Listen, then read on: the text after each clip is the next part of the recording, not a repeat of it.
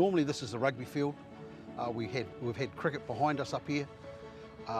Basically, we turned this into a soccer pitch. We haven't done this yet. At the moment, I'm just about ready to mark the field. Posts going in tomorrow. Phoenix are training here tomorrow and Friday. So I'll just basically mark it. Once they move out, I'll just remark it again. Downers have performed incredibly well, as we knew they would.